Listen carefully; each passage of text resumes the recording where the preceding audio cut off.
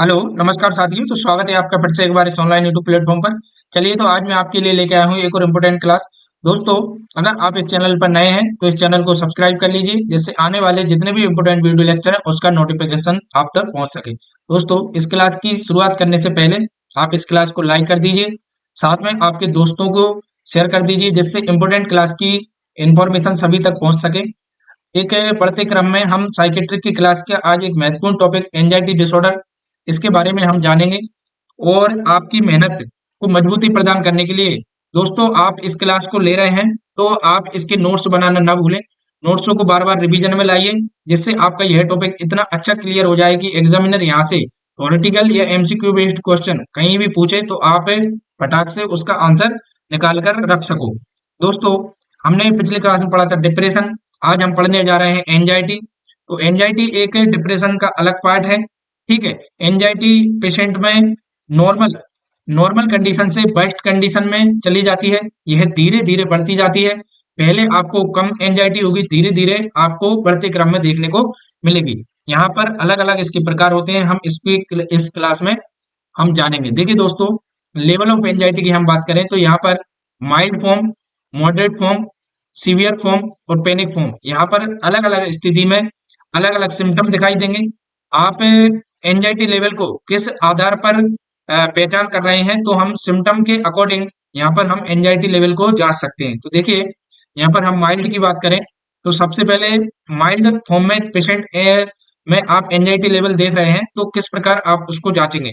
तो यहाँ पर एक नॉर्मल हेल्थी पेशेंट में एंजाइटी का लेवल क्या है, तो आप उसे कैसे जानेंगे, उसकी प्रॉब्लम सॉल्व कैसे होगी, उस पर आप फोकस करेंगे। देखिए दोस्तों, जैसे कि एक पेशेंट है और उसके दिमाग में इसके दिमाग में चिंता है कि मुझे किसी चीज का निवारण करना है, वो प्रॉब्लम सॉल्व करना चाहता है। तो उस दौरान वो क्या करेगा, नेल बाइट कर रहा होगा, टैपिंग कर रहा होगा, फुट मटका रहा होगा, पैर को चटरिंग कर रहा होगा। तो वो उसके दिमाग में कुछ चीजें चल रही हैं, साथ में ये सिम्टम दिखाई दे रहे हैं आपको। तो आप उस दौरान जांचेंगे कि यह माइल्ड फॉर्म में है उसकी एंजाइटी लेवल। यहाँ पर हम मॉडरेट की हम बात करें तो मॉडरेट में स्थिति क्या है, patient thinking ability is impaired. यहाँ पर उसकी सोचने की क्षमता है वो इम्पेयर्ड हो जाती है। Sharp focus and problem solving can still happen just a low level. वो यहाँ पर जो उसकी समस्या का समाधान निकालना चाह रहा है, तो वो उसका यहाँ पर लेवल लो हो चुका है, क्योंकि उसकी जो थिंकिंग एबिलिटी है वो इम्पेयर्ड हो गई है, एबनॉर्मल हो गई है। पेशेंट यहाँ पर उसकी anxiety level normal level, mild level से ज्यादा है। तो इस दौरान पेशेंट में क्या क्या देखने को मिलेंगे, जीआई अपसेट, पेशेंट को हेडेक होगा, वॉइस इज शेकी। तो इस प्रकार के जो sign and symptom moderate anxiety level में मरीज में देखने को मिलते हैं। यहाँ पर हम सीवियर की बात करें, सीवियर में focus and problem solving are not possible.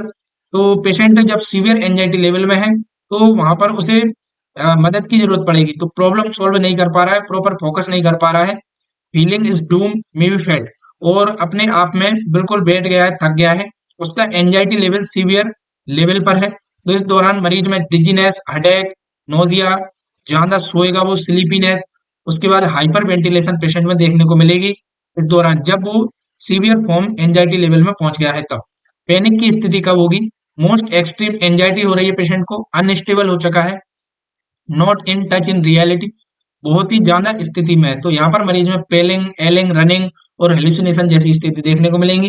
वो अपने आप को समझ नहीं पा रहा है कि मतलब कौन से लेवल का बेस्ट लेवल की एंजाइटी लेवल यहाँ पर मरीज में हो गया है। ठीक है दोस्तों, तो एंजाइटी एक नॉर्मल वे से बेस्ट की ओर बढ़ती हुई क्रम है। सिम्टम के अकॉर्डिंग आप यहाँ पर एंजाइटी लेवल को जांच सकते हैं। यहाँ पर हम बात करें एंजाइटी डिसऑर्डर, एंजाइटी जब कंटिन्यू आपकी बनी रहेगी तो आपको यह एक डिसऑर्डर की ओर ले चलेगी, और डिसऑर्डर होने का यहाँ पर खतरा रहेगा। तो अलग अलग डिसऑर्डर यहाँ पर अलग अलग स्थिति में आपको देखने को मिलते हैं।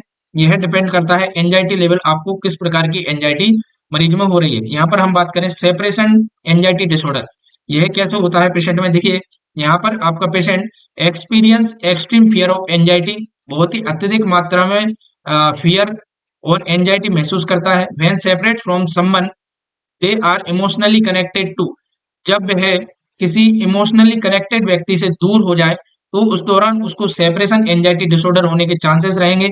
This is normal part of infancy but normal part of adulthood. यह एडल्टहुड का नॉर्मल पार्ट नहीं है, लेकिन जनरली यह इन्फेंट में देखने को मिलता है। ठीक है दोस्तों, स्पेसिफिक फोबिया की हम बात करें तो देखिए, यह भी एक डिसऑर्डर है। इनरेशनल फियर ऑफ पर्टिकुलर ऑब्जेक्ट और सिचुएशन। अगर किसी पेशेंट में किसी पर्टिकुलर वस्तु से या सिचुएशन के आधार पर उसे फोबिया हो गया है, ठीक है, तो इस दौरान एक अलग अलग टर्म के अकॉर्डिंग आप इसे जानेंगे। देखिए यहाँ पे हम बात करें monophobia, fear of being alone. मरीज अकेला रहेगा तो उसे डर लगेगा। एक होता है जूफोबिया, फियर ऑफ एनिमल्स, उसे जानवरों से डर लगेगा। एक होता है आपका एक्रोफोबिया, फियर ऑफ हाइट, ज्यादा हाइट से भी उसे डर लगेगा। तो इस प्रकार के फोबिया अगर आपको देखने को मिल रहे हैं तो स्पेसिफिक फोबिया है।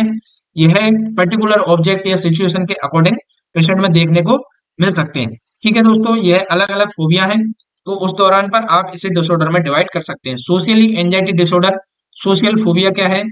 फियर ऑफ सोशल सिचुएशन और presenting in front of groups. यहाँ पर हम बात करें, मरीज जब सोशल सिचुएशन में फंसता है और उसे प्रेजेंट करना है या किसी ग्रुप में फंस गया है, तो वह उसे अलग ही एंजाइटी महसूस होगी और उसे घबराहट होगी, क्योंकि उसे सोशल सिचुएशनों से उसे एंजाइटी होती है, उसे डर लगता है। दे फियर एम्बेरेस फील करेगा। दे मे हैव सिम्टम रियल और फेक एस्केप द सिचुएशन, और वो वहां से जाने की कोशिश करेगा। तो यह सोशल एंजाइटी डिसऑर्डर में देखने को मिलता है, सोशल फोबिया। पैनिक डिसऑर्डर की हम बात करें तो यहाँ पर देखिए, रिकरेंट पैनिक अटैक पेशेंट में देखने को मिलते हैं, वो भी 15 से 30 मिनट में फिजिकल मैनिफेस्टेशन के साथ में पेशेंट में यहाँ पर पैनिक डिसऑर्डर देखने को मिलेंगे।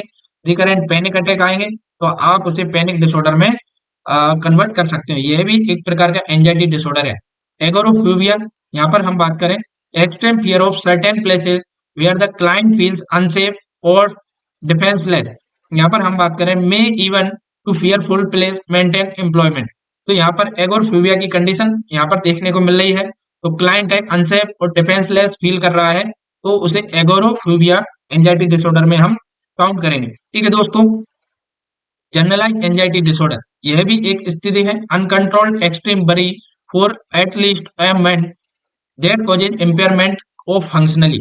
यहाँ पर अनकंट्रोल्ड उसको चिंता हो रही है, ठीक है, और यह आपको महीनों तक देखने को मिल रही है और उसकी बॉडी में इम्पेयर फंक्शन देखने को मिल रहे हैं, तो यह जनरलाइज एंजाइटी डिसऑर्डर के सिम्टम है। यहाँ पर हम बात करें ऑब्सेसिव कंपल्सिव डिसऑर्डर। देखिए दोस्तों, यहाँ पर ये क्या है, कंपल्सन डिसऑर्डर है, ठीक है। ये भी आपको एंजाइटी लेवल से अलग स्थिति में देखने को मिल रहा है। देखो, ऑब्सेशन और कंपल्सन दो अलग अलग स्थिति है। रिकरेंट थॉट, रिकरेंट एक्ट और बिहेवियर। यहाँ पर हम बात करें, ऑब्सेशन क्या है? रिकरेंट थॉट, जो आपके अभी मन में विचार में आ रहे हैं। और कंपल्सन की स्थिति क्या है? रिकरेंट एक्ट और बिहेवियर, यह आपके विचार हैं और आप उन विचारों के साथ एक्ट कैसे कर रहे हैं, किसी के साथ आपका बिहेवियर कैसा है, उस अवस्था को हम कंपल्सन बोलेंगे। और ऑब्सेशन जो आपके दिमाग में चल रहे हैं, आपके अंदर के विचार हैं वो, ठीक है। यहाँ पर हम बात करें इन दोनों की, ऑब्सेशन और कंपल्सन की, this obviousness is usually because it decrease stress and help deal with anxiety. तो यहाँ पर ऑब्सेसिव कंपल्सिव डिसऑर्डर में यह आपको डिस्टर्ब देखने को मिलेंगे। यहाँ पर हम बात करें री रीडिंग डिसऑर्डर, हियरिंग डिसऑर्डर, तो देखिए, compulsive desire to save item even if they have no value to the person, it may even lead to unsafe living environment. दोस्तों, यहाँ पर हम बात करें पेशेंट अनसेफ लिविंग एनवायरनमेंट, तो अनसेफ फील करेगा और एनवायरनमेंट में, तो यहाँ पर उसकी पेशेंट को नो वैल्यू द पर्सन, किसी भी पेशेंट की उसे कोई वैल्यू नहीं है, कि उसको सबसे डर लग रहा है, अनसेफ लग रहा है एनवायरनमेंट में, तो उसे इस प्रकार का डिसऑर्डर देखने को मिल रहा है। बॉडी डिस्मॉर्फिक डिसऑर्डर, यहाँ पर हम बात करें, यह डिसऑर्डर आप कैसे आइडेंटिफाई करेंगे?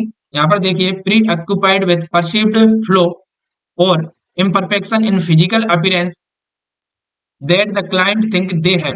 यहाँ पर पेशेंट, उसके दिमाग में चल रहा होगा कि वह इम्परफेक्ट है, फिजिकल उसका अपीयरेंस खराब है। बॉडी डिस्फॉर्मिक डिसऑर्डर, तो उसको अपने आप में बदलाव लग रहे हैं, इंटरफेयर देखने को मिल रहा है, तो इस प्रकार के डिसऑर्डर को हम बोलेंगे बॉडी डिस्फॉर्मिक डिसऑर्डर। तो उसके दिमाग में अलग ही एंजाइटी लेवल चल रहा होगा दोस्तों।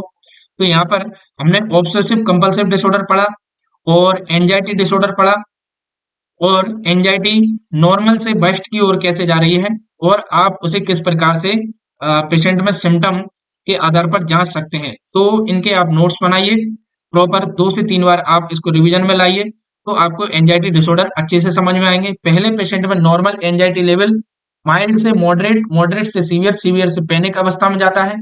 फिर पेशेंट में एंजाइटी डिसऑर्डर देखने को मिलते हैं और ऑब्सेसिव कंपल्सिव डिसऑर्डर देखने को मिलते हैं। हमने यहाँ पर एंजाइटी डिसऑर्डर में अलग अलग डिसऑर्डर पढ़े। Separation anxiety disorder, specific phobia क्या होता है, सोशल एंजाइटी डिसऑर्डर क्या है, पैनिक डिसऑर्डर क्या है, एगोरफोबिया क्या है, जनरलाइज एंजाइटी डिसऑर्डर क्या है।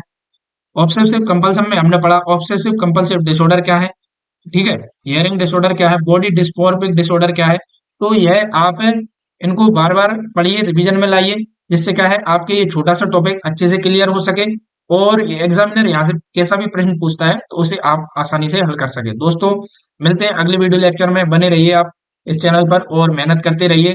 निश्चित है आपको सफलता एक दिन जरूर मिलेगी। धन्यवाद दोस्तों।